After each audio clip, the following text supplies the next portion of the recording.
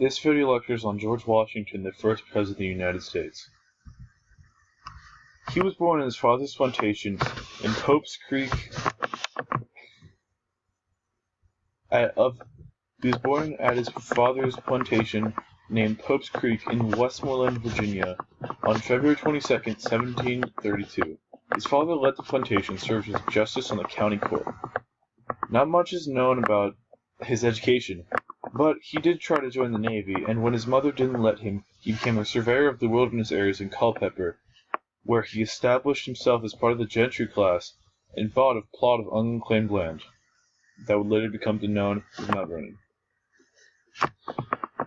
June 1775, Congress commissioned Washington to command the Continental Army besieging the British in Boston, and when the siege failed, Washington withdrew troops and defended New York from the British invaders.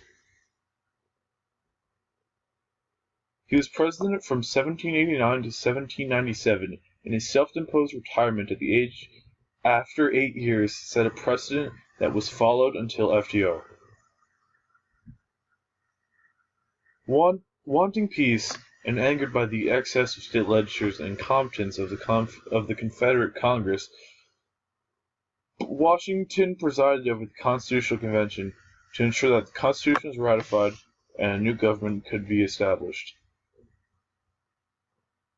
In order to pass the Constitution, the Federalists promised to amend the Constitution to ensure that rights were protected and the government wasn't too powerful, like the Anti-Federalists feared would happen.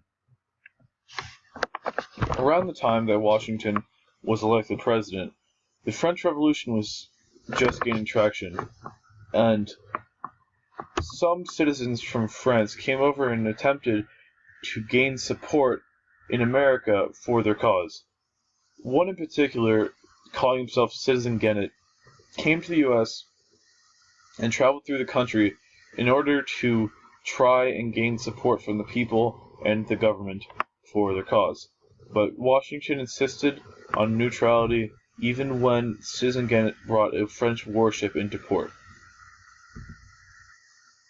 So to Washington's domestic policy, he adopted measures proposed by Alexander Hamilton in order to ensure peace and establish the country's finances on a strong basis, as well as to quell the rising debt crisis resulting from the war for independence. And after a rebellion rose up in Pennsylvania over an increase in the taxes on whiskey, Washington sent militias from all nearby states to stop the rebellion from gaining any traction, and it worked, and he crushed the rebellion. His rating was a C+, mostly because Washington's actions were reactionary and only really started helping the economic problems of the U.S., but did no permanent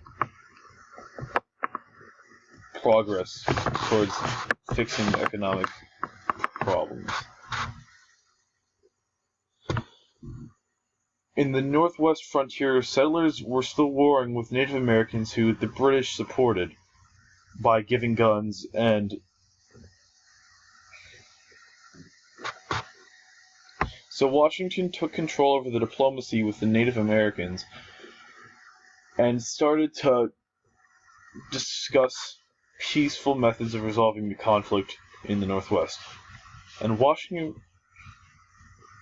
because Washington became president eve of the French Revolution, because Washington became the president on the eve of the French Revolution, much of the United States wanted to aid the French in their similar claims for independence and freedom. But Washington believed it best for the United States to remain out of conflict like the French Revolution because he believed that the United States wasn't ready to go to war with any European powers because the military was too weak.